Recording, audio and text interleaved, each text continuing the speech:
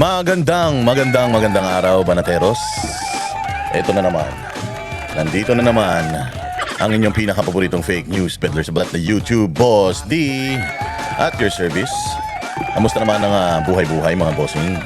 At pasasakitin na naman natin ang mga ulo at ay balon-balunan puso, isip at kaluluwa ng lahat ng mga kupal sa Pilipinas, mga animal.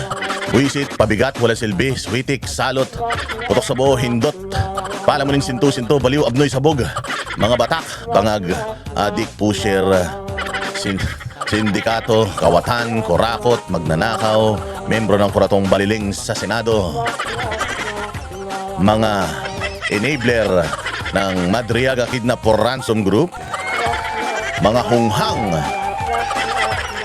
mga ogag, mga tarantado, mga impakto, maligno, demonyo, satanas, Judas, Barabas, Hestas.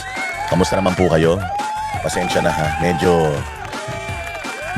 hindi tayo nakapag-vlog ng personal this past few days, but I'm happy na nakikita ko nanonood kayo ng mga uploads ni Boss Dada. Importante lahat ng ina-upload natin dito, walang charot.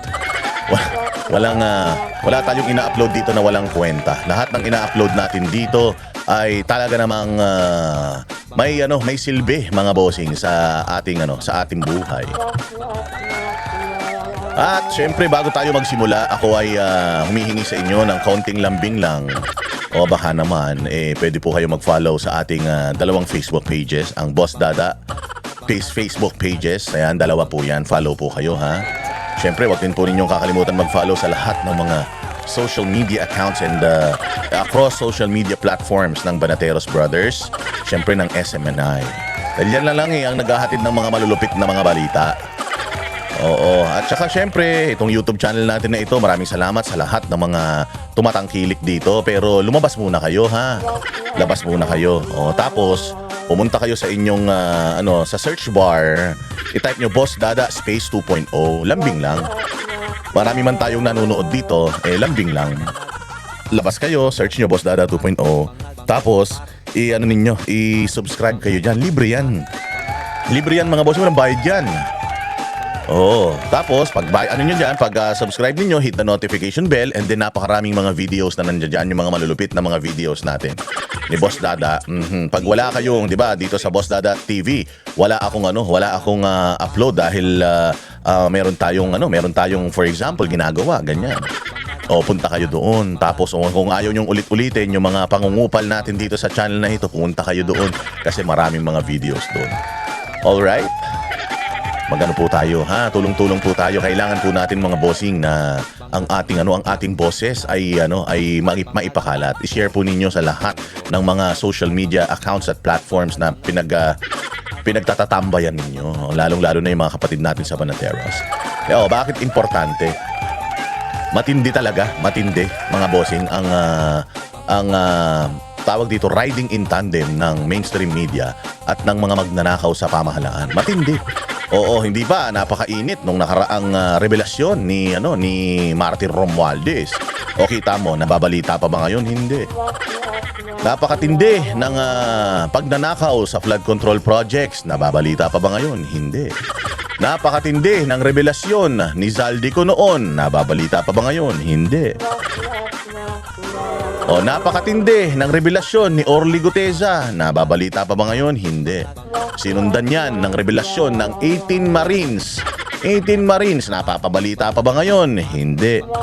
O, sino ang laman ng mainstream media ngayon? Putang ina niyan kung hindi si Ridon, si Trillanes, at yung walang kakwenta-kwentang impeachment proceeding dyan sa Kongreso. Alam po ninyo, kayo mga congressman, wala na. Yan na lang yung only chance ninyo to shine.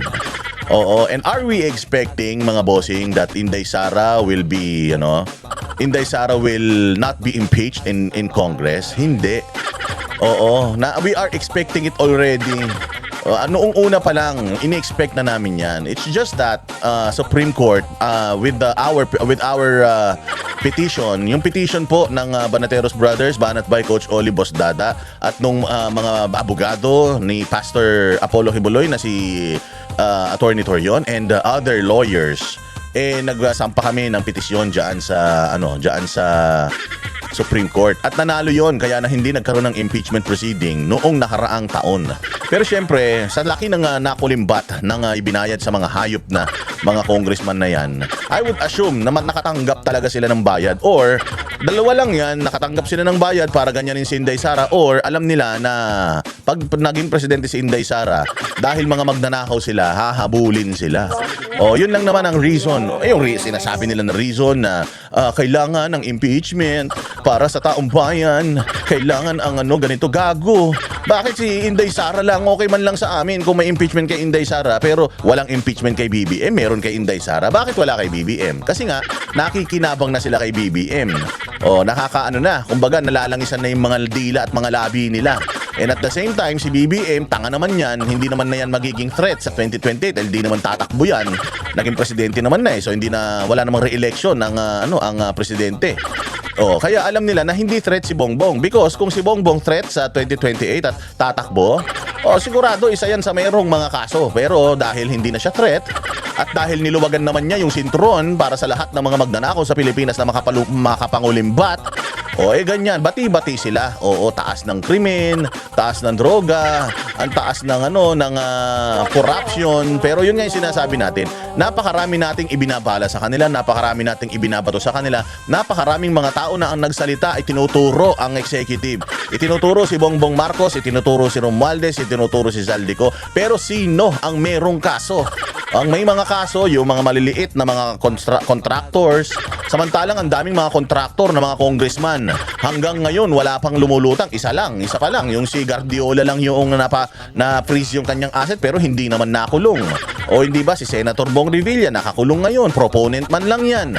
Walang ebidensya na makakapagpatunay na nakatanggap siya ng pera, na may mga kontrata siyang pinirmahan, merong mga CCTV footages, text messages, email exchanges na siya ay talagang nakinabang dito sa pagnanakaw, because alam natin na may pagnanakaw. Pero ang nakinabang, alam naman natin kung sino lang nakinabang dyan. Yung mga taga DPWH. Sinabi yan ni Romualdez sa kanyang video, di ba? Sabi ni Romualdez, DPWH executive at saka mga executive natin. So sino yung DPWH executives? Yung mga DPWH executive niya, sila Yusek Bernardo, Alcantara, Bunoan, at sino pa yung amo nila? Ayan, DBM, si Pangandaman. O sino pa? Siyempre, sino bang amo ni Kapangandaman? Di si Bongbong. O kasi kung hindi alam ni Bongbong na nagre-release ng pera itong si Pangandaman, di ibig sabihin bobo talaga siya na presidente. Wala siyang alam, directly reporting sa iyo yung tao, tapos hindi mo alam na nagre-release ng pera. At saka pag nag-release ng pera, dapat may pirma mo yan. Bobo ka talaga, Bobo Marcos. Noong una pa lang na pag-upo mo dyan, isang buwan ka pa lang, nadali ka na, papaano? Kawatan ka talaga, bakit? Hindi ba yung sa asukal, tandaan yung asukal? Meron siyang pirma doon sa nagbibigay siya ng authority dahil siya ang ang Department of Agriculture Secretary during that time. May pirma na ino-authorize niya yung pag-aangkat ng asukal. Kahit na sapat naman yung supply natin ng asukal, nagpaangkat sila ng asukal. May pirma niya. O anong nangyari? Dininay niya. Hindi daw niya pirma yung ganyang kasinungaling ang putang ina magnanakaw. Sabi ko nga sa inyo ang sinungaling kapatid niyan, kambal niyan, magnanakaw. Parehas, inano yan. Oo, sinungaling, kapatid, magnanakaw. Si Bongbong, iba ginawa niya. Siya yung sinungaling, tapos siya pa yung magnanakaw. Ganon kademonyo yan. Oo, inani niya lahat. Talagang lahat ng mga sasamang trait kinuha niya. Doon pa lang may pirma siya, tapos sinabi niya na, ay hindi ko pirma yan.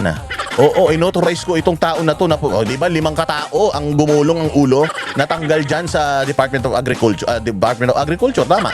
Tapos nadali pa diyan si Vic Rodriguez. Isa sa mga nadali si Vic Rodriguez, inimbestigahan pa si Vic Rodriguez diyan sa Senado. Ganon kahayop ang mga yan. Ngayon ganon din yung ginagawa niya sa issue ng flood control pagnanakaw. Siya talaga ang siya talaga ang nag-o-authorize niyan. Siya ang signatory ng lahat ng mga lumalabas ng pera na meron ang bayang Pilipinas Sasabihin nila na hindi lang siya ang taga-executive. Hindi lang siya ang executive. Ang Department of Budget and Management, DBM, nagre-release ng pera nang walang authority niya. Abay, gago kayo. Putang ina, paano nangyari yan? Tanga lang ang maniniwala sa inyo, katulad ng mga vlogger yung mga walang utak.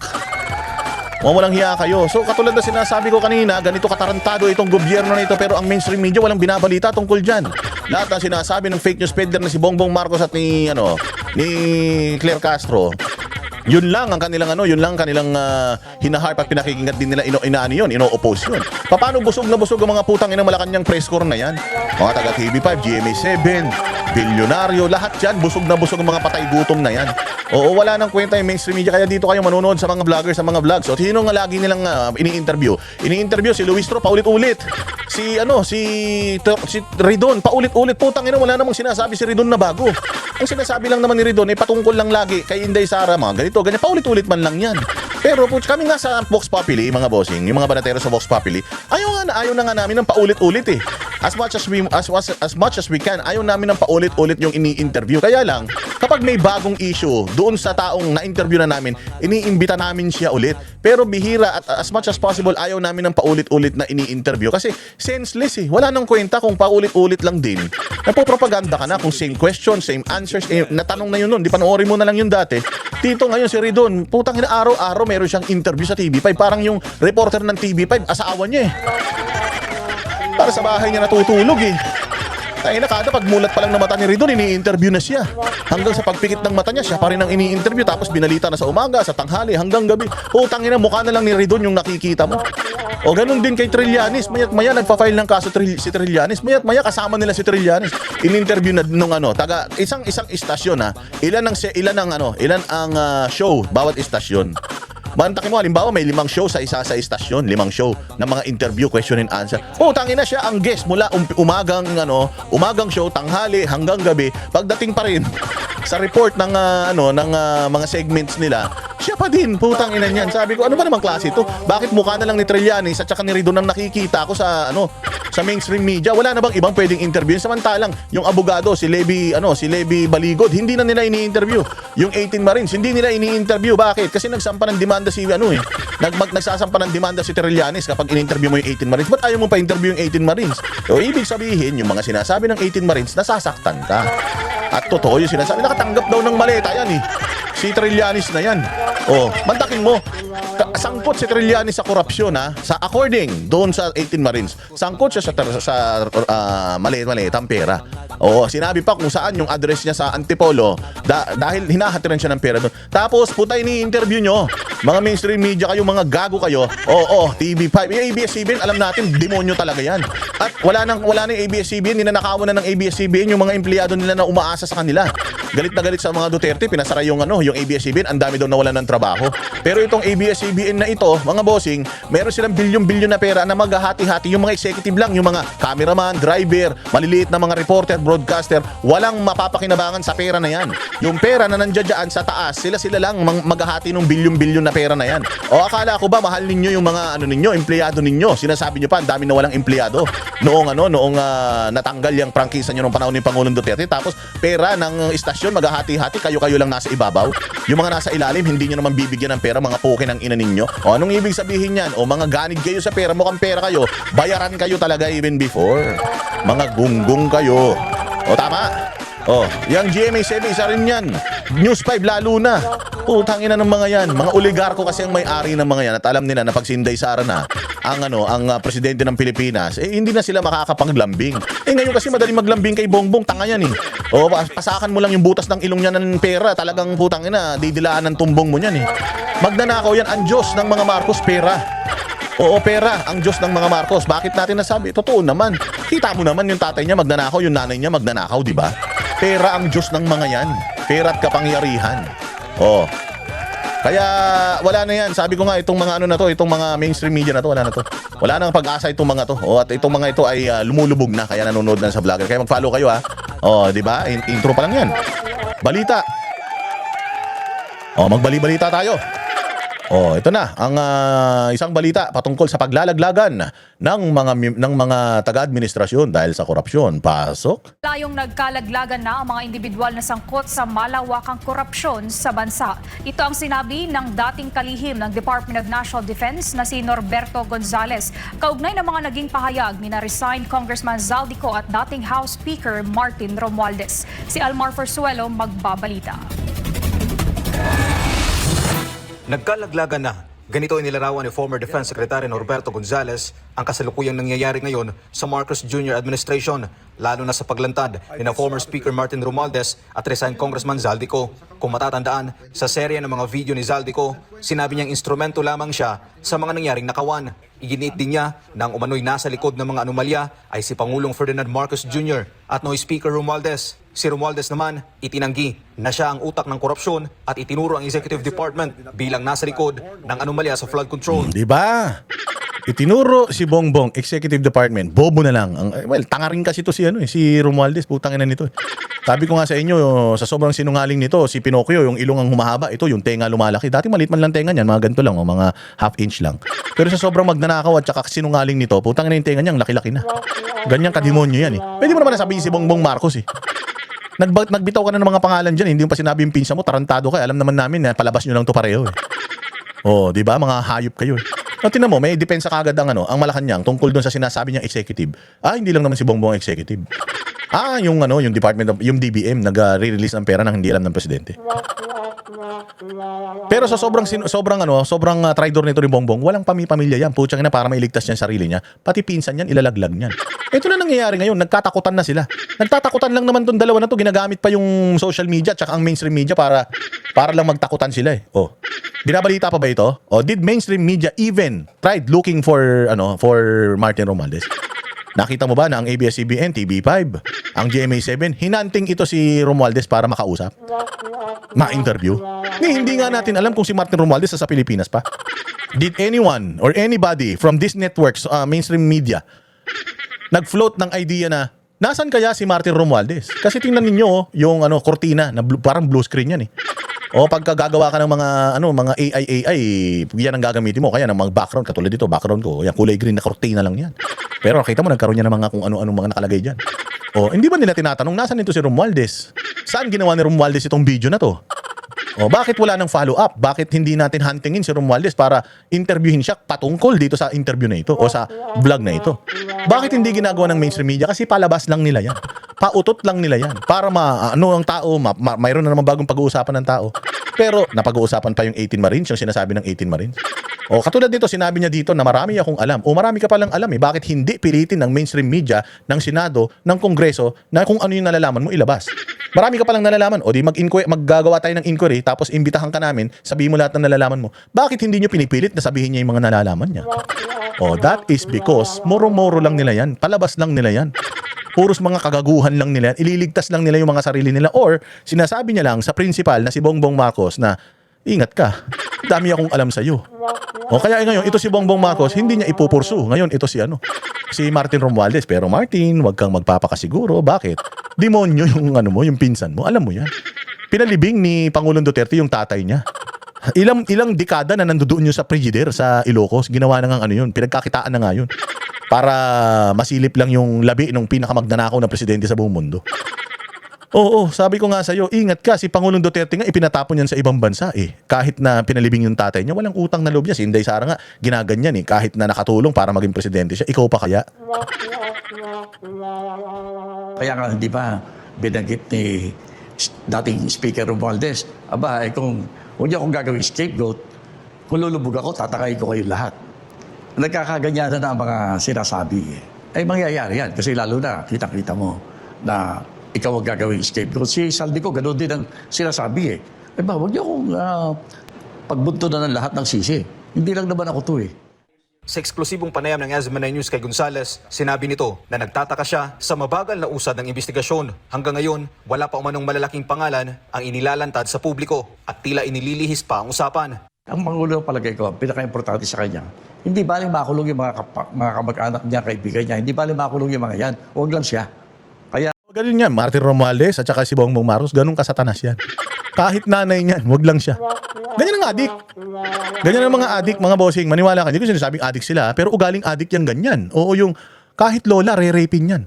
Para lang yung kanyang trip mairaos niya. Ganun yun. Kahit lola, kahit sanggol, kahit bata, ang adik ganun mga boss Walang yan, walang kaluluwa yan, walang puso yan, walang utak yan. Ang nagpapatakbo sa utak niyan, hallucinations at droga. Nanakawan niyan, pati nanay niya. Asawa niyan, gugulpihin niya. Mga anak niyan, papatayin niya. Ganyan ang trabaho ng mga adik. Walang matinong desisyon niyan dahil adik. Hindi ko sinasabing adik sila, ha? Mukhang inililihis niya ang mga discussions. No? Sa kabila nito, sinabi ng dating opisyal na positibo pa rin na nananatiling mapagmatsyag ang publiko at nakatutok sa mga pangyayari. Maganda sa ngayon pa lang, nakikita na natin ang katotohanan. Sino ang magnanakaw? Sino ang namumuno sa pagdanakaw? Nakikita na natin yan eh. Hindi dinidribble-dribble tayo ng mga, kunyari, nag-i-investigate o nag-i-hearing-hearing. Wala naman nangyayari, di ba? Pero pagdating ng panahon, taong bayan ang huhusga dyan. Para sa Diyos sa Pilipinas, kung mahal Almar Oh, Forzuelo. ayan. Oh, ito pa, Yasin isang Reyes. balita, ha? Pasok. May nagdiin ulit kay Pangulong Bongbong Marcos sa issue ng korupsyon sa flood control. Oh, ayan. Solid North. Solid North. Ay, Solid North. Si Chavit Singson. Ang laki ng naitulong kay Bongbong Marcos. Oh, anong nangyari kay Chavit? Putyang ina, pinapakulong pa siya. Ganyan ka-demonyo yan si Bongbong. Hindi lang yan bobo, hindi lang yan tanga. Sabi ko nga sa inyo, bakit nyo sasabihin bobo si Marcos? Eh, ang galing-galing nga niyang gumawa ng krimen. Magaling nga lang siya sa kalokohan.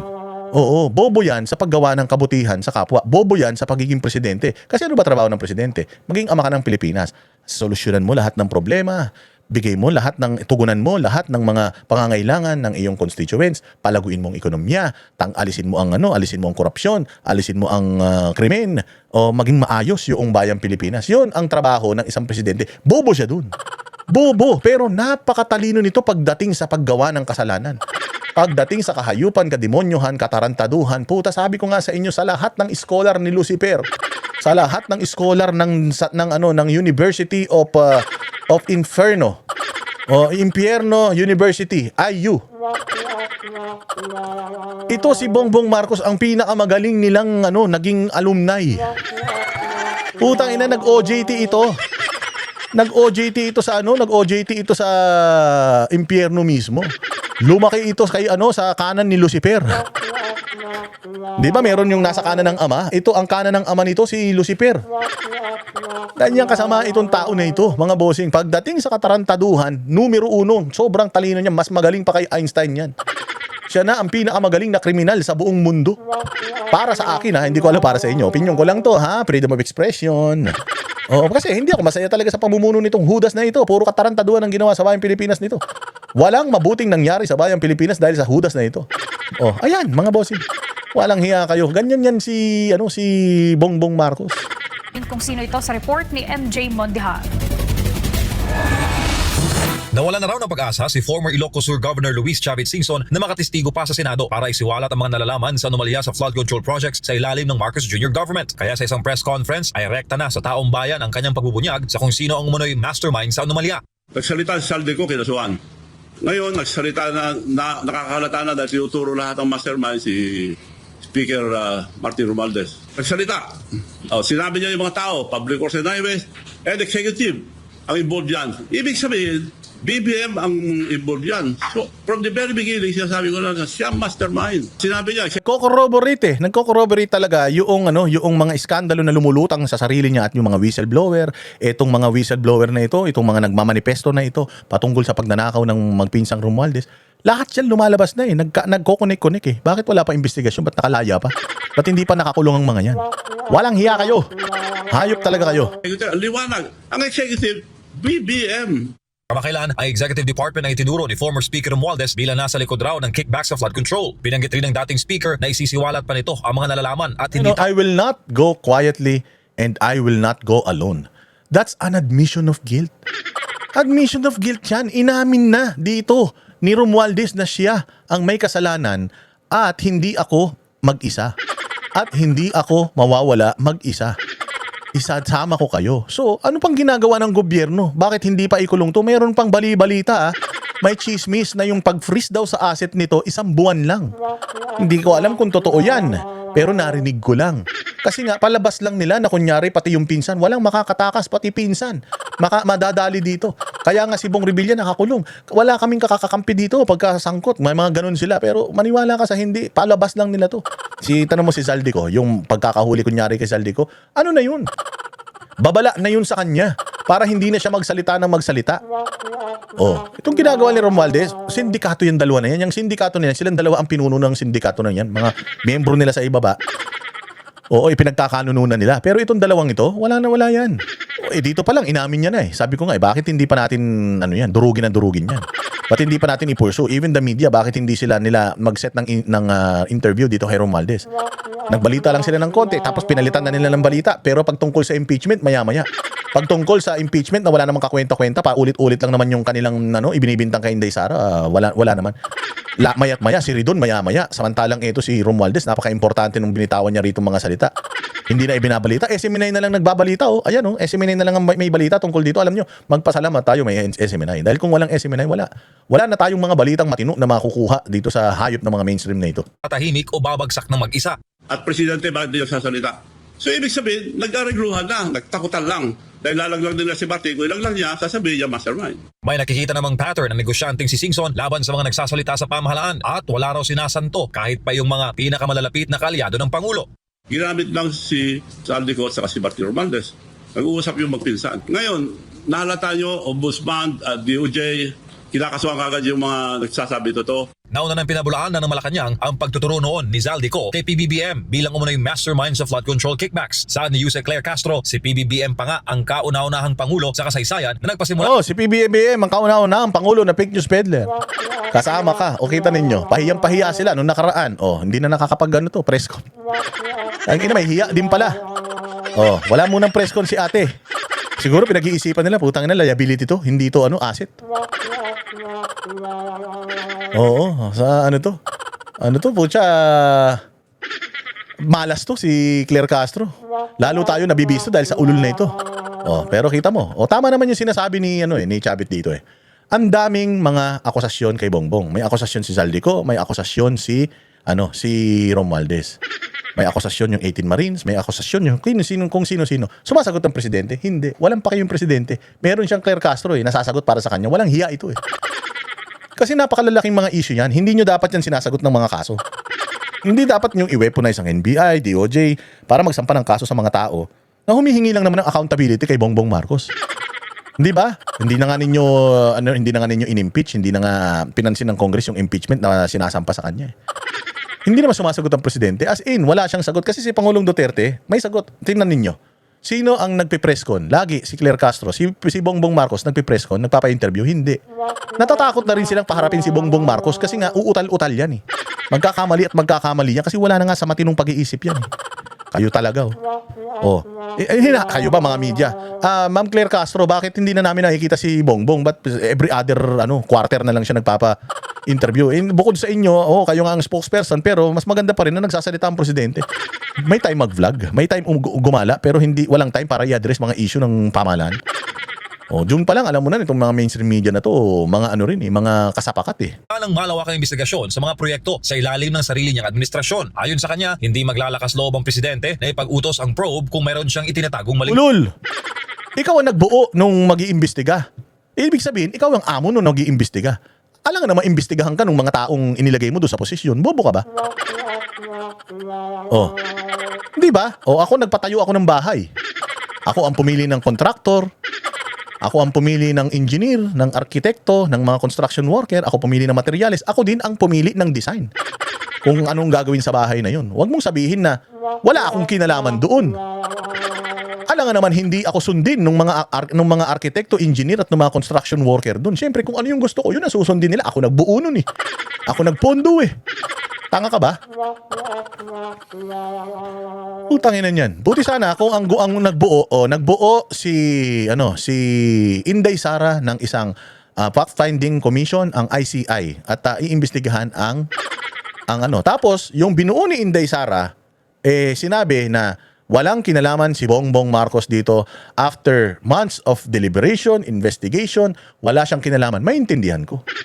Pero kung putang ina, si Bongbong ang nagbuo, tapos i-clear siya nung committee na binuo niya, maniniwala ka ron? Tanga ka kapag naniwala ka. Kasi bobo mo si Bongbong pag naniwala ka.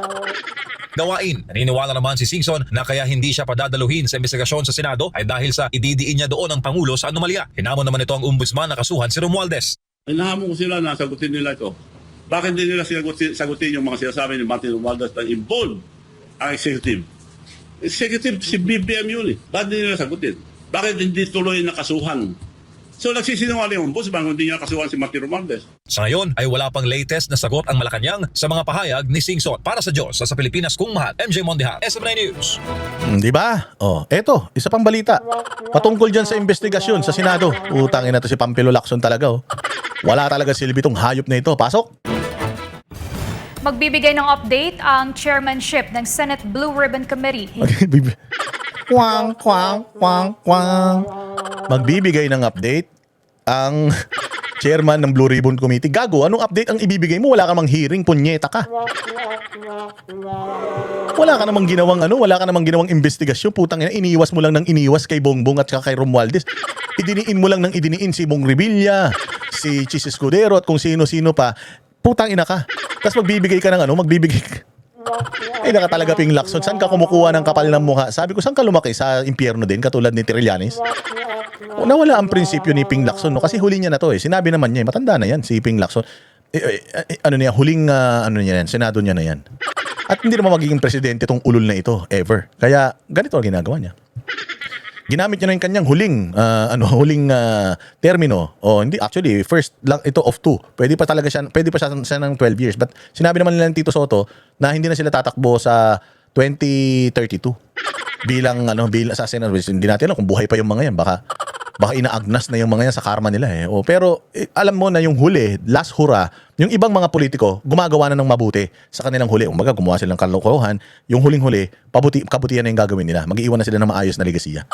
Pucha, itong dalawang to, si Tito Soto tsaka to si Ping Lacson, putang ina, puro katarantaduhan ng ginawa. Maayos na mga senador noon, tapos biglang ngayon, naging mga demonyo.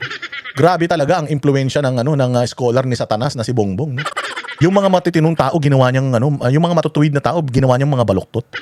Yung mga malilinis na mga politiko, ginawa niyang walang due talaga.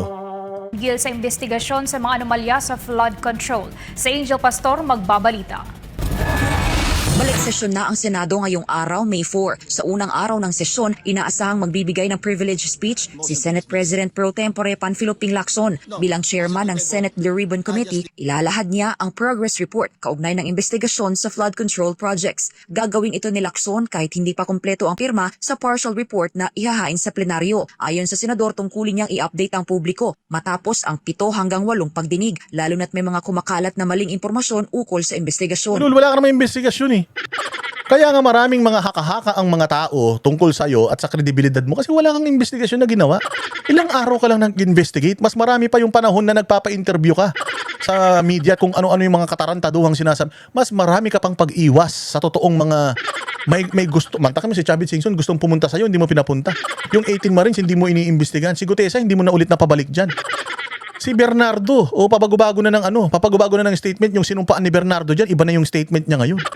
Ba't hindi mo sampahan ng perjury yun? Under oath, umamin na siya dyan, tapos biglang ngayon, not guilty na siya. Hindi ba, Ping Lacson? Tarantado ka eh. Bobo ka talaga, isa ka rin. Putang ina ninyo. Sabi ko nga sa inyo, itong administrasyon na ito, lahat ng bobong mga politiko, pinagsama-sama niya. Unity ito ng mga tangang mga politiko eh. Sinabi ni Lacson na kahit may mga pagtatangkang harangin ang resulta ng investigasyon ng Blue Ribbon Committee, hindi ito uubra dahil hindi na ito malilimutan ng publiko. Hindi talaga malilimutan yung ginawa mong kagaguhan. Walang humaharang yan. Walang pumipirma sa iyong partial report kasi alam nila kabalbalan yan. Kaya nga dito mo pa lang makikita mo na eh. Yun na yung mga senador. Dito pa lang makikita mo na yung mga senador pagdating sa impeachment ni BP Sara. Sabi ko, nagsaya yung mga taga-Congress at pagdating sa Senate, puta, mahihirapan sila. Pakasakit ng mga pangyayari. Anya, galit na ang mga tao at ramdam na nila ang epekto nito. Oo, galit na kami. Ramdam na namin yung epekto ng ginagawa mong pagtatakip, Ping Lacson. Bistado ka na. Kupal ka. Ikinumpara pa niya ito sa kaso ni Janet Lim Napoles. Sinumpara mo sa kaso ni Janet Lim Napoles? Tanga, mas matindi ito. Trilyon piso ang ninakaw nila dito. Ilang bilyon lang yung kay Janet. Wala nga yata 1 bilyon yung kay Napoles eh. Walang hiya ka. May kumpara to kay Napoles. Putangin yan. Kay Napoles napakaliit nun kumpara dito. Kay Napoles, tinarget lahat ng mga involved kay Napoles. Dito wala kang tinarget. Ulul. Ngunit mas malala ang kasalukuyang issue. Sinabi rin ni Lacson na maaari niyang isama sa kanyang talumpati ang iba pang ebidensya na hindi natalakay sa mga... Putangin na, may ebidensya ka pa pala natatalakay, ba't di mo tinatalakay? Tapos ipi-privilege speech mo na naman sa plenaryo. Sa Senate plenary. Tragis ka. Ba't hindi mo doon dalhin sa committee mo? Sinabi mo din nung nakaraan dyan sa plenaryo, nung privilege speech mo, 79 na mga congressman ang contractor. Wala ni isang napangalanan dyan sa committee mo, ulul ka. Lacson, hindi na namin makakalimutan to. Putang ina, Lacson, pati sa mga anak mo, may ano to. May sasalin mo itong kahayupang ginawa mo sa Senado na ito. Committee hearing. Plano rin niyang ibahagi ang partial report sa Department of Justice at Office of the Ombudsman upang makatulong sa kanilang investigasyon. Magpapatuloy naman anya ang pagdinig ng komite kung saan posibleng imbitahan ang ilang personalidad. Kabilang dito sina dating House Speaker Martin Romualdez Ang tagal-tagal na, ngayon lang. Hayop talaga naman, oh. at dating Ilocos Sur Governor Chavit Singson, pati ang Brave 18 na may alam Tapos, gawin mo. Gawin mo. Puro ka, pangako. sa mali-malitang pera na umano'y dinadala sa ilang opisyal ng gobyerno. Ayon kay Lacson, target nilang maipagpatuloy ang mga pagdinig bago ang adjournment sine die sa Hunyo 6 at isasabay raw ito sa pagsasaayos ng mga schedule dahil sa posibleng impeachment trial. Na yun. Ngayon, kung kailan magkakaroon ng impeachment, doon mo dadalhin yan. Kasi para mawala yung attention ng tao sa flood control hearing. Kasi ang iniisip ng tao dito, tinitingnan talaga ng tao kung papaano gagamitin or papaano itong mga abogado ni Inday Sara lalabanan itong disinformation at fake news ng Congress sa kanya at mga fake accusation. So, mawawalan na ng attention doon sa flood control dito na nakapokus sa impeachment ni VP Sara. Style mo, Ping Lacson, huli na namin yan. Ni Vice President Sara Duterte para sa Diyos. Wala na. Ping Lacson, huling-huli namin yung style mo. Kunyari ngayon, nagkukumahog ka kasi baka magkaroon ng impeachment kay VP Sara. Wala na. Na ngayon. Mahirap na ang sitwasyon ngayon. Lalo na dyan sa impeachment ni VP Sara. Tingnan ninyo, sino na ang mga umaali-aligid na mga senador. Nag-uusap-usap na mga senador. Nako po, Diyos ko po, kailangan mo lang 16. 16 lang yung kailangan mo. Meron ka ng siguradong siyam. Okay? May sigurado ka ng siyam. Kailangan mo na lang ng 7. Dyan sa siyam na yan, kailangan mo na lang ng 7. Sino yung 7 na yan? Dalawang bilyar. Ilan na yan? 11 na. Tapos, sasama pa dyan si JB Ejercito. Magiging na yan? 12 na. Sasama pa si Pia Cayetano dyan. 13 na. 13 na lang yung kailangan mo. Si Miggy Zubiri. Sasama pa dyan. Sigurado ako. Kasi ayaw niya ng impeachment noon pa. Di ba? Si JB ayaw din niya ng impeachment eh. Ilan na yon? Si Bam Aquino. Pwedeng yan. Pwedeng sumama yan. Bakit? Galit na sa kanya yung mga dilawan. At saka, inendorso ng Iglesia ni Cristo yan. Sabi ng Iglesia ni Cristo, ikaw nandito. Sige, nanalo yan dahil sa endorsement ng Iglesia ni Cristo. So, hindi naman niya siguro bababuyin ang Iglesia ni Cristo. Lalo na ngayon, inaaway-away na siya ng mga dilawan. So, baka pwedeng bumoto na yan pero let's assume, bumoto pa rin yan sa pro-impeachment. Sino pa? Yung mga senador na sa tingin ninyo boboto in favor kay VP Sara, not in favor of the impeachment but in favor sa dismissal ng kanyang kaso.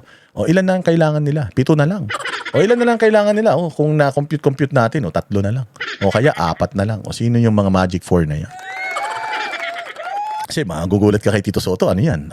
Traidor din yan. Baka biglang si Tito Soto, biglang hindi na naging pro-impeachment. Yan, kasi sa Congress, mga bossing, nagdadalawang isip na sila kung makukuha nila yung katulad nung dami ng boto na nakuha nila noon Although meron na silang 55, konti na lang yung bubunuin nila, hindi nila alam kung madali nilang makukuha yung iba pang mga miyembro. Hindi katulad noong 19 Congress na talagang convicted. With conviction. Landslide talaga yung nag-impeach kay Inday. Pero ngayon, kaya nga maganda yung mga naisip ko na gumawa kayo kanya-kanyang post. Kasi tayo naman mga Duterte supporter yung ating Facebook. Ano naman yan legit naman yan. Gawin po ninyo. Mag-post kayo. Itag ninyo yung mga congressman ninyo. Kahit saan kayong distrito, itag ninyo yung mga congressman ninyo. District 1, 2, 3, 4, 5, 6. Region 1, 2, 3, 4, 5, 6, 7, 8, 9, 10. Kung may social media ka, ilagay mo doon. Katulad ako, ang congressman ko sa 3rd District ng Quezon City, si Franz Pumaren. Pumirma ding hayop na yan. Si Franz Pumaren, putang ina, bilyon-bilyon daw ang ibinigay ni Romualdez sa kanya. At yan si Franz Pumaren na yan, napakadami ng mga properties na na-acquire niyan. Ang daming mga nagsusumbong sa akin ng mga taga 3rd District dito kay Franz Pumaren na ito. Iba-iba daw ang mga sasakyan nito. Pero nung napsita siya, lumang Fortuner na daw yung sasakyan niya. Itinago na yata niya yung yaman. At pati daw yung anak nito na konsehal. Ganun din daw, kuratong baliling din. Tang ina, sabi ko nga matindi talaga itong mga to. Sabi ko, tinag ko si Franz Pumaren. Magaling ka pala mag-dribble, hayop ka. Kaibigan ko man yan. Naging player ako ng Pumarins Cup. 16 years old pa lang ako, naglalaro na ako interbarangay. Hanggang sa mag-retire ako sa pagbabasketball. Naging player ako ng Pumarins Cup ni Franz. Kaibigan ko man yan. Pero dito sa atin sa Banateros, sa Boss Dada, walang kaibigan. Putangin na pagkawatan ka. Puta, ikaw unang-una kong yayariin. Babantayan natin ito. Ako, babantayan kita, Franz Pumarin. Ha? Itinag ko si Franz Pumarin sa aking Facebook post. Sabi ko, Franz Pumarin, tinitingnan ko yung boto. Alam naman natin pare-pareho na to si Inday Sara. Hindi dapat ma-impeach ito at dapat maging presidente ito sa 2028. Putang ina ka. Kapag ikaw nagboto ka ng yes sa impeachment niya, arawin talaga kita. Hindi ito threat, ha? Oo, pero ako kasi, para sa akin, kapag ikaw pumirma ka na ma-impeach si VP Sara, it's either talagang kurakot ka, magnanakaw ka, ayaw mo maging presidente si Inday Sara dahil hahabulin ka pagdating ng panahon. Sinabi naman ni Inday Sara, hahabulin ko kayo. So gawin niyo yun. Post kayo sa social media niyo, itag ninyo yung mga congressman ninyo, at sabihin ninyo na bumoto ka ng no. Kasi pag bumoto ka ng yes, sisiguraduhin ko na lahat ng angkan ko, hindi kayo boboto. Hindi ka na mananalo. Yung asawa mo, yung anak mo, kung huling termino mo na ngayon, alam ko naman, ililipat mo lang yan sa asawa mo, sa anak mo, hindi namin kayo iboboto. Yun lang naman kinakatakutan ng mga yan, mawala sila sa kapangyarihan. Gawin po ninyo yun, mga bossing, para sa bayang Pilipinas, hindi na para sa atin, kundi para sa mga future generations natin, mga bossing. Kayo ang dapat nire-represent ng mga congressman ninyo. Kung ano yung gusto nyong gawin ng mga congressman ninyo, dapat sinusunod nila. Pag hindi nila sinunod, tapos na ang usapan. Huwag na nating iboto yan. O pakinggan natin itong balitang ito. Mahihirapan na sila. Wala na silang numero masyado. Maaring malaki yung chances na ma-impeach pa rin si Inday dito sa Congress. Pero dyan sa Senado, medyo delikado na sila. At dito sa Congress, hindi na nila nakuha yung lakas na meron sila nung 19 Congress. So it's a good development para sa ating mga Pilipino at para kay VP Sara. Bukod sa trabaho, mga closed-door meeting din ang sumalubong sa mga senador sa muling pagbubukas ng sesyon sa Senado. Ang detalye sa agenda report ni Dexter Ganibe ng Abante. Ilang oras bago ang opisyal na pagbubukas ng pagbabalik sesyon ng Senado Lunes ng hapon, mabilis ang lakad ni Senator Camille Villar. Pero hindi siya papunta sa plenaryo. Diretso siya sa office ni Senate Minority Leader Alan Peter Cayetano. Ako, Cayetano yan. Tinitira na ng gobyerno yan. Insider, ano ba tawag sa kaso nila? Parang insider trading. Si Mark Villar, dating kay Pangulong Duterte yan. Bagamat hindi sila masyadong mga nagsasalita, dumidepensa sa mga nangyayaring pang-abuso sa mga Duterte, alam natin ang puso ng mga yan. Dalwa yan. Si Cayetano, alam naman natin na si Pia, ang kapatid niya, ang minority leader. Alangan naman tablahin niya yung kapatid niya. Kaya nga sabi ko sa inyo, wag kayong magboto Wag kayong bumoto ng mga ng mga magkakapatid, magkakamag-anak Kasi napakadelikado niyan sa yung distribution ng power diyan sa Senate pagdating sa boto-botohan ito, mga magkakapatid to. Nako po, si Camille Villar pupunta kay minority floor leader. Bakit? Nako po. Na napabalitang nagpatawag ng caucus sa mga miyembro ng Senate Minority. Pero si Senator Camille ay miyembro ng mayorya. Makalipas ang 6 na minuto, muli ring lumabas ng opisina ni Senator Alan C. Villar, pero hindi na nagbigay ng anumang pahayag at umakyat na sa kanyang tanggapan. Nako. Alam mo, na-meet ko ito si Camille Villar. Nahiya nga ako Ganda-ganda pala ni Camille. Ang laki ng pisngi. Sarap kurut-kurutin na ganyan. Ngayon, ito si Camille Villar. Sabi niya sa akin, pinakilala kami ni Ma'am Hannah Jane Sancho, yung aming boss, yung aming nanay, ang nanay ng Banateros. Senator, these are our anchor, si Coach Oli and si Boss Dada. Alam mo sabi ni Camille sa akin, oy, pinapanood kita. Pinapanood kita, nakakatulugan na nga lang kita. Ako po, pinabanatan pa naman kita nung nakaraan, nanonood ka pala. Pero mabuti na lang ang nanonood ka at narinig mo yung pagbanat ko sa'yo. Pero ang bait nito, as in sabi niya, lagi akong nanonood sa inyo. Ang dami-dami nyo. Kaya, Ma'am Camille, alam ko nanonood ka ngayon. Alam ko naman, inendorso ka man ni Inday Sara. Inendorso ka naman ni, di ba, ikaw, si Amy Marcos, dalawa man kayo na inendorso ni Inday Sara.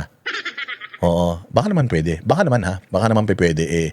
Ganding palaan naman natin yun, yung ginawa ni Inday Sara. Kasi may hirapan sana kayong manalo nun dahil nandoon kayo sa, yung partido ng mga magnanakaw at mga bobo sa Pilipinas. Yung alyansa, hindi ba? Nanalo kayong dalawa ni Amy dahil, palagay ko naman, dahil sa endorsement ni Inday Sara. So, we are hoping na pagdating ng impeachment proceeding, sana ay kayo ay pumanig sa mga bayang Pilipinas, which is ayaw ma-impeach si VP Sara. Ayon sa kanyang staff, naimbitahan lang ang senadora para sa isang salo-salo na hinanda ni Senator Alan. Sa ambush interview, si Grabe naman yung salo-salo na yon, 6 minutes. Diet yarn.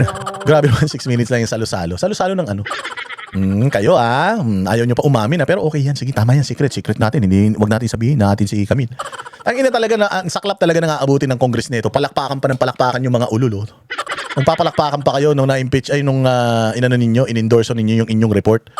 Pabor sa impeachment ni PP Sara pagdating ng Senado, puta sigurado iiyak kayo. Baka si Ridon sumabog yung pisngi niyan sa sobrang inis. sinabi ng minority leader, dapat may meeting ang minorya pero hindi niya ito natuloy. Kaya ang issue sa kanilang hakbang kaugnay ng impeachment laban sa VP ay di rin natalakay. Hindi dahil kulang kami. So when we set the meeting, parang kalahati lang nakapunta dahil may mga hearings sa ito. Update ko kayo mamaya or tomorrow. Hindi kami napag-usap. So nag-meal together kasi nga tatlo lang kami tapos dalawa came late. But we will have the meeting this week. Sa panig ni Senator Jinggoy Estrada, ayaw niya ng impeachment dahil magdudulot lang daw ito ng pagkakawatak-watak at gulo. Kasama siya sa nagpunta sa tanggapan ng minority leader bago ang sesyon ng Senado. Sana magulo na masyadong bansa natin, masyado tayo maraming problema. Kung sana Mahirap kasi talaga sa mga senador Bakit? Buong Pilipinas Sabi ko kung ako congressman, halimbawa ako si Abante tsaka si Luistro na congressman sa isang mga kupal na mga distrito. Halimbawa si Luistro sa distrito niya diyan sa Batangas.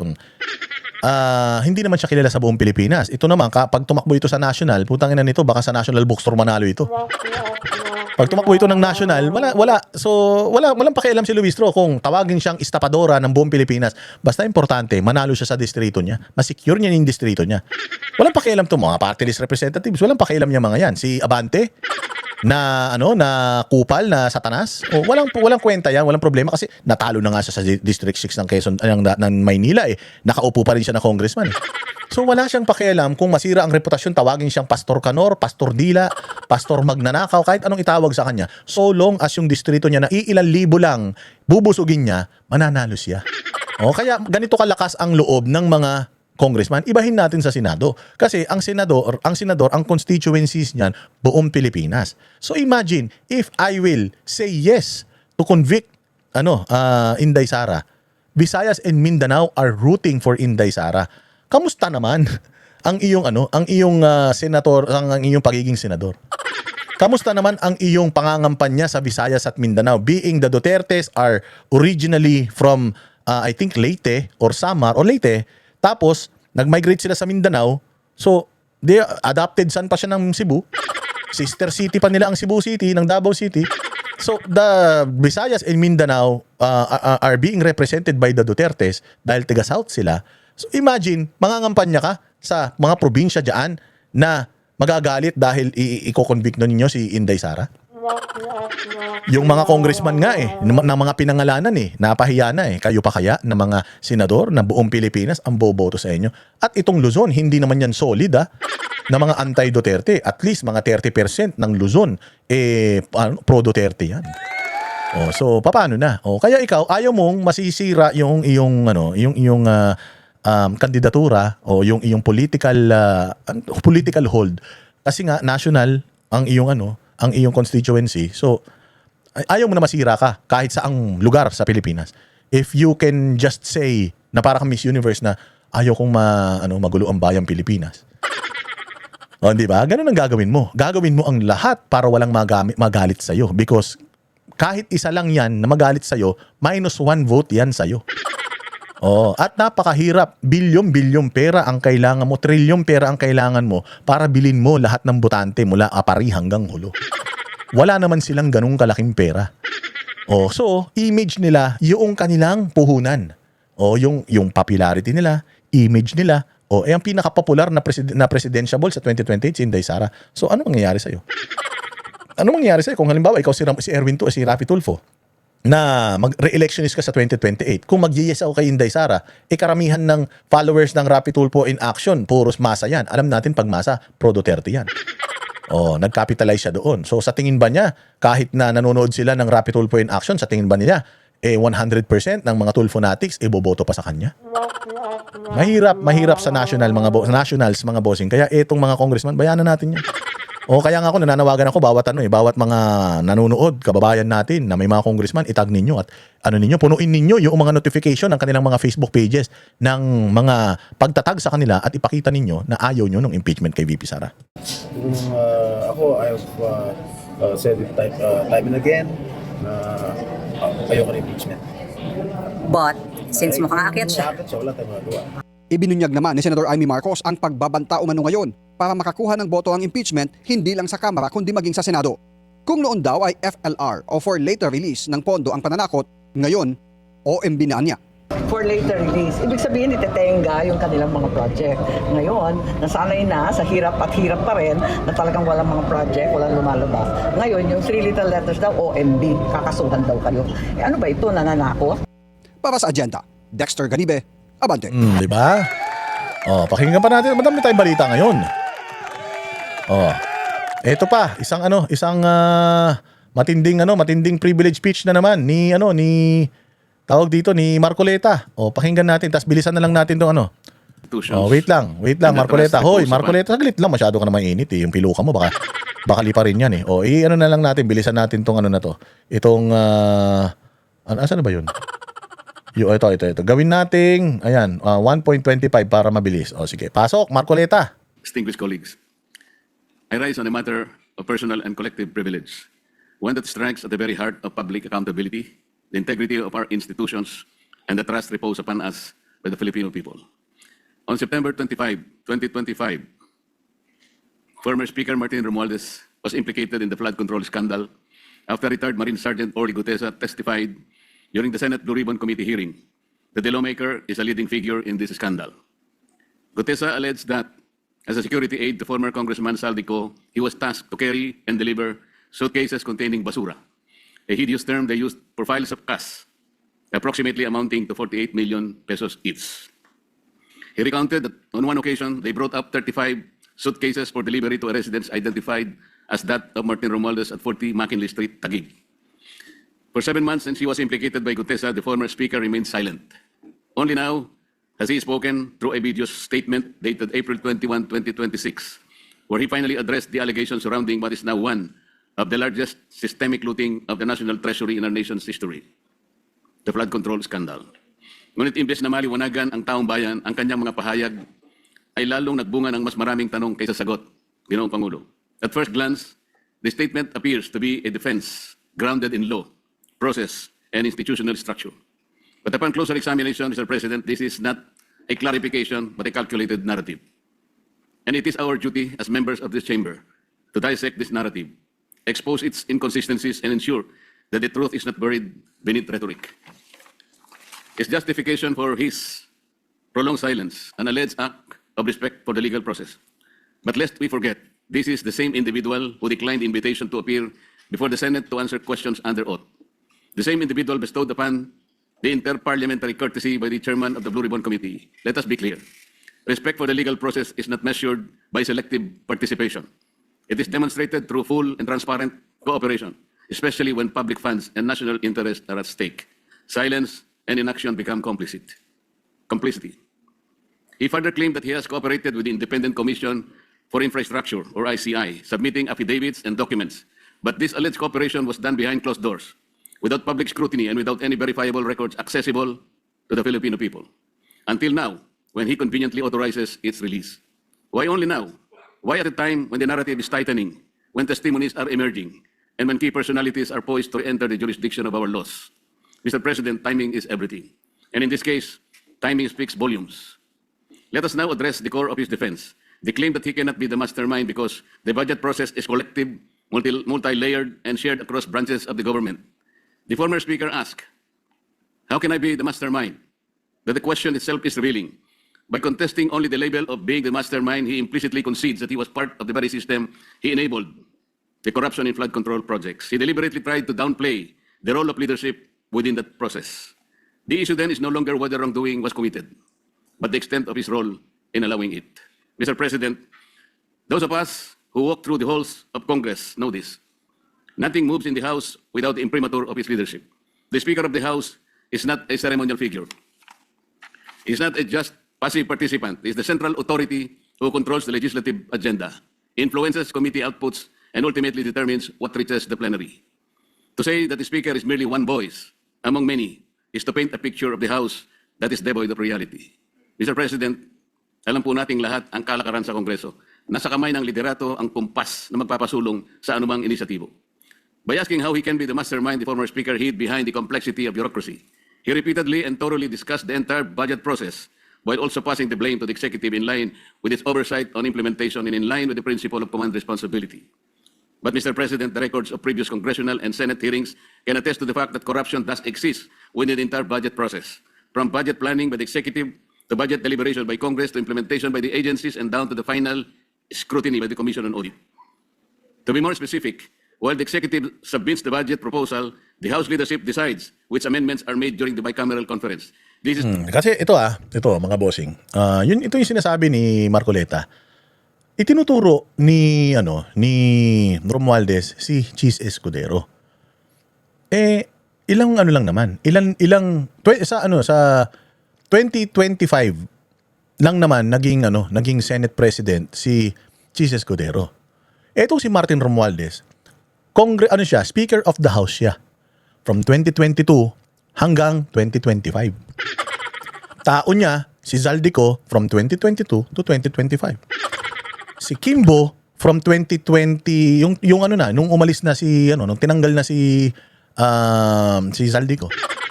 So, ang ang corruption sa Pilipinas nag-start nung 2022, 2023, 2024, 2025 budget.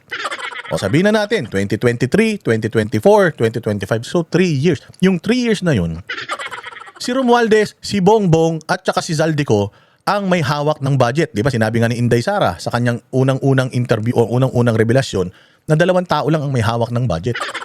Hindi naman sinabi ni Inday Sara doon sa kanyang revelasyon na pati senador.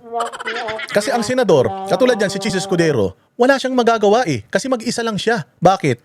2 presidente, tsaka yung pinsan Yung presidente pipirma, yung pinsan yung gumawa ng budget. So kung si Cheese Escudero bilang isang Senate President na alam naman natin na nung mga panahon na yun piniplease si Lisa, ginawa nga tagahawak ni Lisa ng baso Wala nga respeto si Lisa, si Lisa ginawa niyang tagahawak ng baso, Senate President So he's also trying to please itong magpinsan na magnanakaw na to.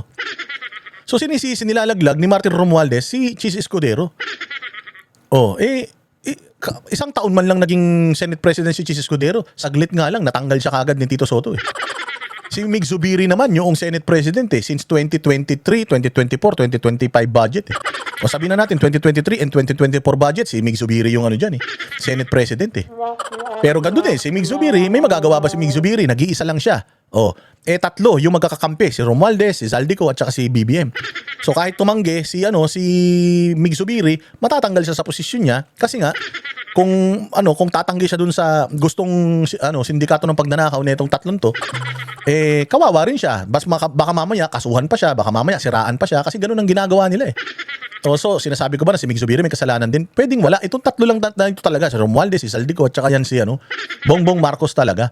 2020, 3 taon na Speaker of the House at saka Appropriations Committee Chairman yan si Zaldico. 3 taon na ang pumipirma ng budget si Bongbong Marcos. Mas matindi daw ang corruption nung 2024 kaysa 2025. Nung 2025, doon lumabas yung mga nasirang mga flood control at saka yung mga baha, mga bagyo. Kaya na-expose yung flood control. Pero nung 2024, mas malaki daw yung perang ninakaw. Sinong nun? Senate President nun? Sinong Sinong Speaker of the House nun? Sinong Appropriations Chairman nun? Sino ang pumirma nung budget nun? Di ba silang 3 lang? Kaya itong mga senador.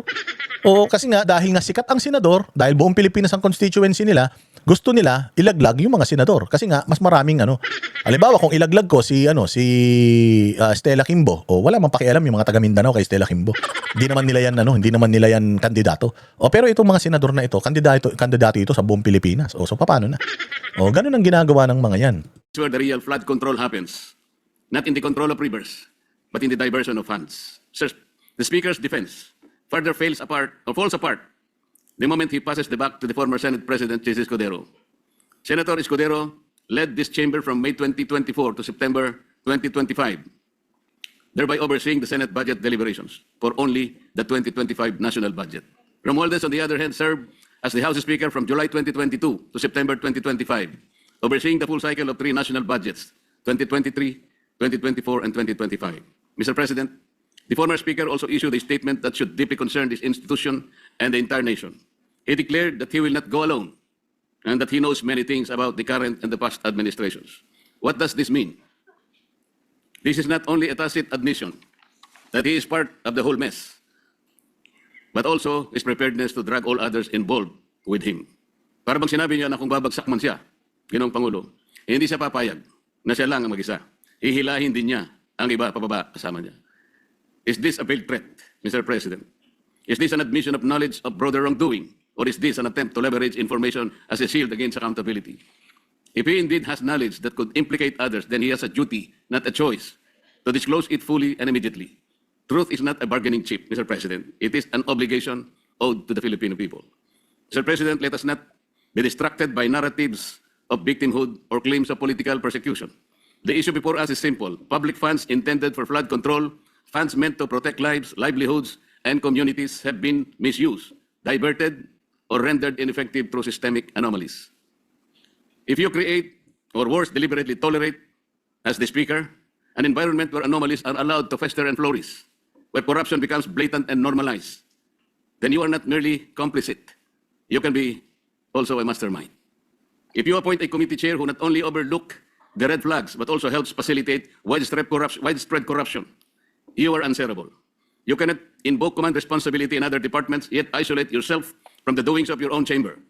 If you preside over a system or questionable allocations persist year after year, you are accountable. Mr. President, accountability cannot be selective. It cannot be convenient. And it certainly cannot be avoided through technicalities nor rhetoric maneuverings. The Filipino people are watching. They are demanding answers, and they deserve nothing less than the full truth. Ang sabi po nila, Ginoong Pangulo, huwag ninyo kaming linlangin. Huwag ninyo kaming paikutin. Ang katahimikan at pagbulag-bulagan ay hindi kawalang kaalaman, bagkus ito'y pakikiisa sa katiwalian. Kapag pikit mata o tikong bibig, ninyong hinayaang mag-ugat at mamayagpag ang anomalya, hindi po iyon inosenteng pagkukulang, kabilang na kayo sa sistemang nagbibigay daan sa paglaganap nito. Mr. President. Yon. Lupit talaga. Oh, totoo na may mga pinagsasasabi niya rito. Dapat ang ombudsman, ang Senado, dapat hindi na pinapalagpas ito, mga pagkakataon na ito, di ba? O dito tayo mga bossing. O, kay VP Sara. O yan, kasi si VP Sara pinayagan na makalis at nandoon na siya sa dahig at makibalita lang tayo sa kung kamusta na si VP Sara and kamusta na yung kanyang ama diyan sa dahig. Pero ano ba, mag-agree ba kayo sa akin, mga bossing, na nakukulangan ako kay VP Sara in terms of yung pagtatanggol niya sa sarili niya? Kasi, although alam ko na malayo pa naman ang eleksyon, pero don't you think na it's time for her to stand her ground? Sana nanonood ka, VP. Ito, sa akin lang ito. Ang daming bumabati ko sa'yo. Ang daming nag-collaborate to malign you, papangitin yung image mo, to pull you down, and at least yung iyong chances to win sa 2028 elections somehow or somewhat ma-scratch nila yung surface or even deeper than that. So, yung nangyayari ngayon na hindi mo pagsasalita, ang iniisip nung ilan, kasi may kasabihan tayo na kapag ikaw ay nagsabi ng kasinungalingan, sa umpisa, hindi ka paniniwalaan. Katulad dito ni Trillanes, tingnan mo, for the past 10 years that he's been harping itong paninira sa inyo, walang naniniwala sa kanya sa 10 taon na yun. But dahil consistent siya, paulit-ulit siya sa sinasabi niyan, kahit ilang beses na siyang napahiya at hindi pinakinggan, tingnan mo ngayon, nagkakaroon siya ng following. Tingnan mo ngayon, may mga vloggers na nagpo-propaganda sa kanya. Tingnan mo ngayon, parang may mangilan-ngilan na naniniwala na sa kanya. That is because consistent siya sa paninira sa inyo. At ang isang bagay na inuulit-ulit mo, kahit na kasinungalingan ito, minsan nagiging totoo na ito sa pandinig ng tao dahil nga paulit-ulit niyang naririnig. Halimbawa, ako, sinabi ng nanay ko, pogi ako. Kahit alam ko namang hindi. Kahit sinasabi ng mga kaklase ko, hindi. Pero mas madalas kong naririnig sa nanay ko na pogi ako. Naniniwala ako na pogi ako. Alam mo yun? Kahit na may mga nagsasabi namang hindi totoo. So, ano ba yung sinasabi ko? Ang sinasabi ko is, ang daming nagpo-propaganda sa'yo. Hindi lang si Trillanes, buong kongreso nagpo-propaganda sa'yo. Tapos may mga vloggers pa silang binabayaran galing sa pera ng taong bayan para siraan ka. Pati mga artista, sports analyst, mga kung sino-sino, tinatarget ka. Ba't hindi ka sumasagot? Bakit napakalimitado ng mga sagot mo? Ano yung, ako lang para lang sa akin, 32 million voted for you. Babanatan ka ni Luistro, babanatan ka ni De Lima, ilang mga politiko yan. Imaginein mo kung bawat banat nila, ilan man lang ang follower nila, ilan man lang ang constituents nila. Ganun lang karami yung nakikinig at naniniwala sa kanya. Ikaw, meron kang 32 million na bumoto sa'yo na naniniwala sa'yo. Imagine mo, bawat pagsagot mo kay Luistro sa katarantaduhang sinasabi niya, kay Ridon sa kagaguhang sinasabi niya, kay Leila de Lima sa mga kadimonyohan niya, 32 million ang reach nun. 32 million ang makakarinig nun. At 32 million yung matutuwa na sumasagot ka. Kaya ako, para sa akin, VP Sara, bagamat alam ko naman na hindi ikaw yan, hindi talaga kayo pala sagot eh. Para sa inyo, kapag alam yung kasinungalingan, hindi na sinasagot eh. Kaya lang ma'am, may nako-convert itong mga sinungaling eh, kahit papaano eh. May pera silang ginagamit. Ikaw, wala kang gagamitin pera. Hindi mo kailangan magbayad ng vlogger para lang depensahan ka. Ako nga, dinidepensahan kita, wala naman akong bayad na nakukuha eh. Hindi mo kailangang sabihan yung mga magpaawa sa mga Duterte supporters kasi sinusundan ka nila wherever you go. Kahit anong gawin mo, nagtitiwala sila sa'yo. Pero gusto din namin na marinig ka at makita kang sumasagot sa lahat ng kagaguhan. Binabardagol ka nito, magaling ka man mambardagol. Bardagolin mo rin sila. Imagine, kung si Luistro magsasalita ng mga quotes sa hawak ko ang beat, may mga ganun-ganun pa siya. Sabi ni Popoy, may mga ganun siya. Kung sasagutin mo yun, sigurado ako mapapahiya si Luistro. Bakit? 32 million ang makakanood nung sasabihin mo. Masasaktan talaga siya doon. Baka sa 32 million na manunood sa mga lahat ng mga sagot mo sa mga kabalbalan nila, mga taga-distrito pa nila yun. Diba? Kaya ako, sana sumagot ka. Huwag ka nang umiwas. Wala na eh. Isinugal mo na yung sarili mo eh. Papaano, Madam Inday, kung ma-impeach ka, hindi ka man nakasagot? Kailan ka sasagot sa mga paratang nila sa'yo kapag pinulitika ka na ng Senado? Paano kung lumusot ito sa Senado? Tapos paano kung magkabayaran ng malaki at itong mga senador, magbago ang kanilang isip at iboto nila na ma-impeach ka? Paano na? Kailan ka sasagot sa mga sa'yo? O sa proper forum pa din? Proper forum pa din? Hindi na. Ang proper forum ngayon, social media. Kailangan, sagutin mo na lahat ng mga paratang nila sa'yo. Matalino ka naman eh. Wala namang katotohanan lahat ng mga sinasabi nila sa'yo. Tsaka, kumbaga, ito na yung tamang pagkakataon, tatakbo kang presidente. Ngayon palang sinisiraan ka na nila eh. Maaga ka rin lang naman nagdeklara, panindigan mo na. Banatan mo na sila ng banatan, bardagulin mo ng bardagulin, dyan sumikat yung tatay mo eh. Sundin mo na yung path na yun. Para sa akin lang madam, sumagot ka sa lahat, wag ka nang umiwas kasi hindi mo na kayang iwasan itong pagiging presidente ng Pilipinas. So ngayon pa lang, ipakita mo na yung pangil mo. Gusto namin yung Inday Sara na nagmumura noong video natin, press conference natin. Yung Inday Sara na pinagtatanggol yung kanyang chief of staff na si Madam, sino ba yun? Yung kanyang chief of staff. Yung pinagtatanggol mo at yung abogado na yun. Gusto namin makita yung ganong Inday Sara, mga bossing. Gusto nating makita yun. So Inday, dapat sumasagot ka na sa lahat ng mga katarantaduhang binabato nila sa'yo. Tawagin mo si Trillanes na, tanga yan, panakikinggan nyo pa yan. Si Luistro, putang ina, estapador nga yan, di mo dapat pagkatiwalaan yan. Ay, si Leila de Lima, nakulong nga yan dahil sa drugs, tapos pinakikinggan niya. Alam mo yung mga ganun lang salita, maririnig yun ng 32 million, mapapaano kami, hay, salamat, sumagot din. Hindi yung kami na lang ng kami nakikipag-away sa social media. Hindi naman namin sinusumbat yun. Pero yung kami nakikipag-away, pero gusto rin namin sana na yung ikaw, bilang pinagtatanggol namin yung, ay, salamat. Umano rin, sumuntok din. Gusto namin yung Inday Sara na yung nananapak ng sheriff, ganyan. Yung Inday Sara na nagmumura sa putang ina nyo. Yung mga ganun. Yung Inday Sara na nagsabi na, puta, si Martin Romualdez, si Bongbong Marcos, yung mga ganun. Gusto namin yung ganun na Inday Sara, hindi yung patwitams. Sa dami ng problema ng bayang Pilipinas, hindi namin kailangan ng Inday Sara na tweetams. Ang kailangan namin yung Inday Sara na, totoong Inday Sara na nananapak ng sheriff. Pero pakinggan na ito, opinion ko lang yung, pasensya na ha, baka magalit kayo sa akin. You may disagree with me, you may agree with me, pero ito, yun lang yung aking laman ng aking puso dahil gusto ko talaga na lumaban si Inday Sara sa mga ito, mga hayop eh. Sige na, pakinggan na rin yung update kay Inday Sara at kay Pangulong Duterte dyan sa Dahig. Sige, salamat ha. Thank you. VP Inday, Yes. welcome back to the Netherlands. Magandang araw po sa inyo. How are you today? Thank you. I wouldn't say I'm happy to be back because of the situation of President Duterte, but I'm happy to see all of you again, and happy springtime sa inyong lahat. I am very well and okay. Thank you, VP. On behalf of the Filipino community all over the world, welcome back and we're glad to see you again. Yes, I'm happy to see first-timers as well. And first-timers in the Netherlands, ma'am, no? Yes. So, We were here actually last year. Yeah. Oh. We bring some cakes. Oh. Sa birthday si Tatay. Salamat. Hindi kayo first timer. Pag tama palakpan, pag malibanatan na, sinabi, you're first timer here, no? Yes, in Netherlands. Yes, ma'am. Oo, pero nandito po kami ng birthday ni tatay sa Netherlands. Putangin na yan. Bobo yan. Bobo. First time nga. Hindi sinabi, hindi po. Second time. Or third time. Pero hindi po kami taga rito sa Netherlands. Taga ibang lugar po kami. Ano ba naman yan? First time in Netherlands? Yes. Talaga nun, first time in Netherlands. Hindi po, nung birthday. Yes, first time namin sa Netherlands. Pero nung birthday, nandito kami. Saan kayo? Sa Netherlands. Hindi nyo first time sa Netherlands. Parang mga tanga to, And I think malaki din yung celebration nitong nakaraang March 28 para kay President Duterte. So nagpapasalamat din ako sa mga Filipinos overseas na pumunta dito sa Hague noong March 28 para mag-celebrate dito sa Duterte Street and mag-celebrate din dun sa Malidel Park. So thank you sa inyo. Thank you, VP Inday. Yes, we always pray for that.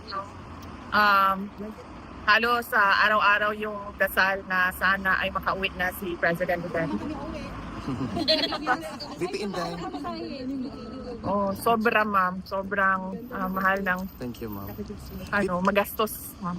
VP Inday. Sobrang magastos. Mayroon bang corrupt na ganyan? Meron bang bilyon-bilyon na pumasok sa bangko nila na ganyan? Meron bang... magkano pamasahe dyan? Mahal man talaga yan. Kasi kada punta ni Inday Sara dyan, at least mga 2 million ang ginagastos niyan. Kung ikaw bilyonaryo ka, kurakot ka, mararamdaman mo yung 2 million kada at least 2 months? Hindi.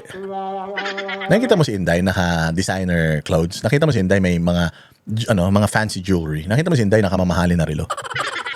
Simple man lang na itong tao na ito. And itong tao na ito dahil sa kanyang pagtitipid, sumasakay ito ng tram, sumasakay ng tren.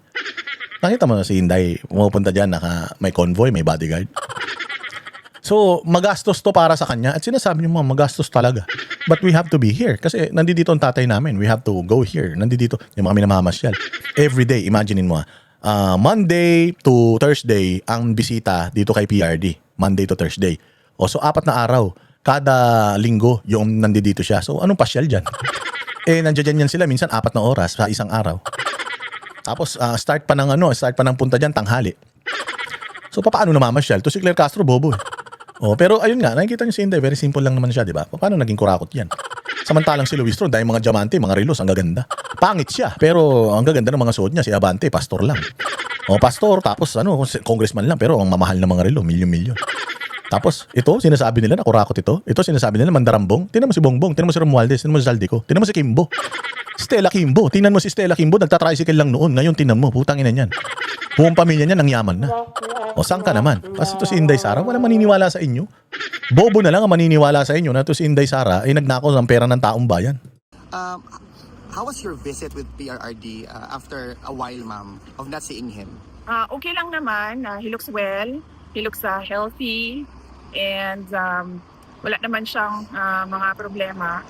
I suggested na magpa-physiotherapy siya, but he refused na mag-physiotherapy. So, we'll see tomorrow kung makumbinsin natin siya na physiotherapy in lieu of his supposed dapat everyday exercise. Yes.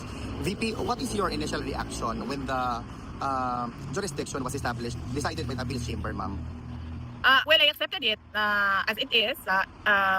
Discussion na rin naman namin yun ng mga abogado, no? Now, we don't see any way that the ICC will let go of the case of President Duterte since isa na lang ito sa dalawa na ICC cases, no?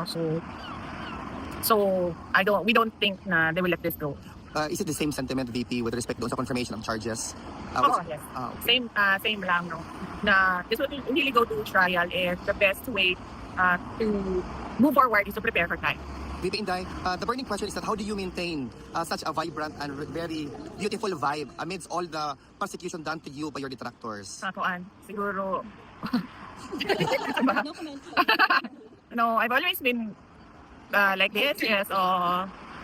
Even before I was vice president and actually vice president ako. And I don't see na magbabago yung disposition ko because of a few problems here and there.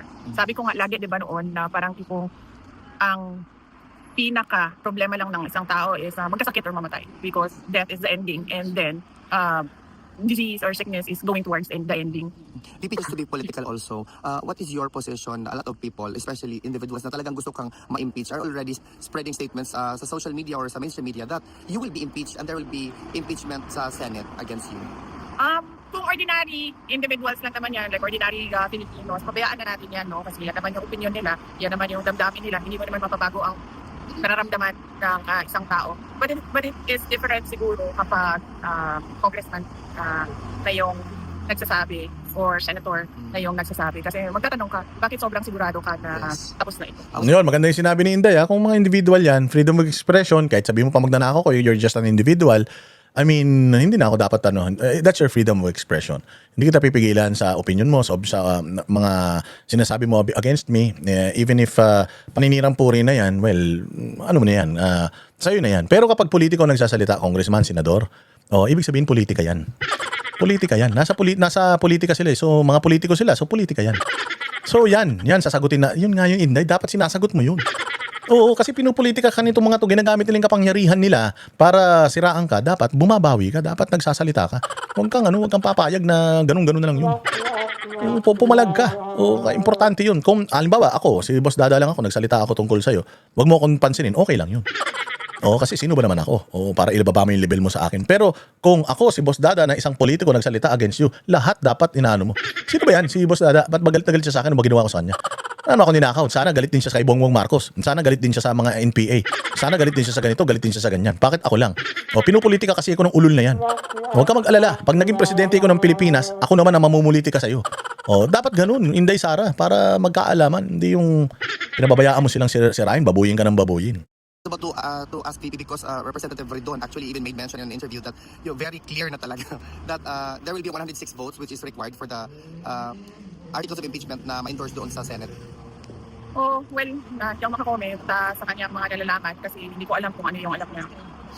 Okay. VP Inday, just to conclude this interview, VP, no, para siguro jet lag ka pa. Wala, okay lang ako. Okay lang. VP, what's ako ng mayos? Okay, mag-jet lang. VP, what's your message to the undying, unwavering love and support to the former president and to the Duterte family, to you and your siblings as well? Yes, oo. Undying din yung pagpapasalamat sa lahat ng mga kababayan natin. In fact, kanina, as you mentioned, to bring the message to him, sabi mo, hindi kayo susuko. So, pinaabot ko din sa kanya, sabi ko, nagsabi sila na hindi sila susuko. At sabi niya na sumuko na daw kayo. Well, hindi ko alam kung joke yun or hindi. But for PRD, I would take it as a joke. And of course, ako personally, yung lakas ko lang talaga galing talaga sa mga tao.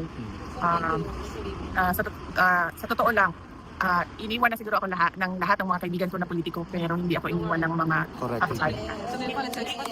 Ganda nun. Maaaring yung mga politiko na yan, dahil sa pera, iwanan, pero yung mga Pilipino naboboto. Kilala namin kayo, mga putang ina nyo, mga politiko kayo.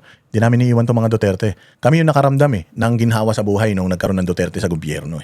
Hindi kayo, mga hayop kayo. Kaya hindi namin iiwanan itong mga Duterte na kahit wala kaming bayad, kahit magkasubbi na kami, makulong kami, tuloy-tuloy pa rin kami. Kala nyo dire-diretso pa rin kami kahit na sampahan nyo kami ng sandamukal na mga kaso. Ano lang ba, makulong kami ng 3 buwan, 4 na buwan. Sa mga libel, mga mga panggigipit nyo sa amin, okay lang. Hindi naman kami nagdidil ng drugs. Hindi naman kami nag-human trafficking. Hindi naman kami nag-murder. So, hindi kami magstay sa kulungan pang matagalan. Paglabas namin at makulong kami at paglabas namin, putang ina, dire-diretso pa rin kami. Babanat pa rin kami ng babanat sa inyo, mga hayop kayo. Makakapagpahinga lang kami sa kulungan ng mga ilang buwan. Pero sigurado, pagbalik namin, putang ina niyan. Mas matindi ang mga hambalos namin sa inyo. Tandaan niyan. VP, another statement coming from perhaps sentiments by the Filipinos. Are you ready to become the next president of the Philippines? Ba naman tanong yan? Si Alvin magaling man yan. Pero ano naman tanong yun? Are you ready to become the next president? She's always ready. Vice President ng Pilipinas. Being the Vice President of the Philippines, you should always be ready anytime na may mangyaring masama sa presidente. You should always be ready. Ngayon pa nga lang, ready siya sa 2028 pa kaya. Hindi naman yan magdideklara na hindi naman yan magdideklara na siya ay maging presidente ng Pilipinas. Kung hindi siya ready, di ba? Ay nako. Siguro ako, I will rephrase the question. Are you excited to become a president in 2028? Yun. Pero yung ready, she's always been ready. Nung 2022 pa lang, ready na siya maging presidente. Trabaho yun ng vice president na maging presidente ng Pilipinas pag hindi na, wala na sa capacity yung yung presidente. So, the question of, are you ready to become president? That's, for me, a little bit stupid. Siguro, baka nagkamali lang. Dapat ang tanong is, are you excited to become president on 2028? Dapat ganun. Ano sagot? I'm already a presumptive candidate because I declared my intention to run. Ayun. Di yun ang sagot. Ano ba naman kayo? 2022, vice president ako eh. Yun ang trabaho ko eh. Tapos, hindi ako ready. Ngayon pa lang ako magre-ready. Ready na ako. Ano ba yan? Parang tinanong mo, kulay pula ba ang mansanas? Nahawak ko. Kulay pula naman talaga yung hawak mo. Hindi naman green. For the next presidential elections. We can only pray that there will be a presidential elections on 2028 and it will be honest, orderly, and peaceful. Yun, galing. Yun. Yung mga, hindi nyo man tinanong, sinagot na niya. Sabi niya, sana lang magkaroon ng presidential election, sana lang maging honest and true yung mga, kung magkaka-election man, maging honest and true. Ganon. So, are you excited? I'm very excited because I will go after these people whom done something bad, whom wronged the Filipino people. I'm really excited. Mga ganun sana. Pero are you ready? Pa naman yun. Anyways, maraming salamat mga bossing. Kita-kita po tayo ulit sa susunod na vlog. Please like, share. Magpakulay naman kayo. Mga kuripot kayo. Maghuhunaw na mundo. Puro pa kayo mga kuripot. Maraming salamat po mga bossing.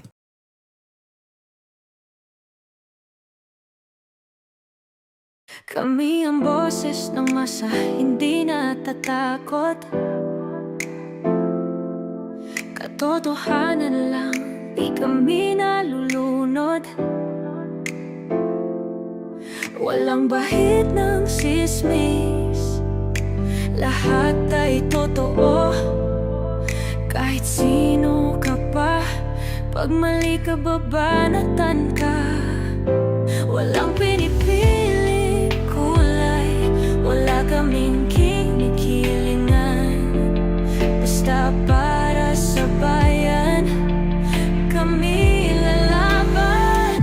Pagdama palakpakan, pag mali banatan. Di matitinag, di matatakot, para sa bayan tuloy ang sigaw. Sa harap ng kamera, walang halong takot. Mga baluktot, lahat kayo'y tutumba. Ang hustisya at totoo, yun lang ang mahalaga. Kahit sinong harang, di kami matitinag. Walang pinipiling kulay, wala kaming kinikilingan. Basta para sa bayan, kami lalaban. Pagtama palakpakan,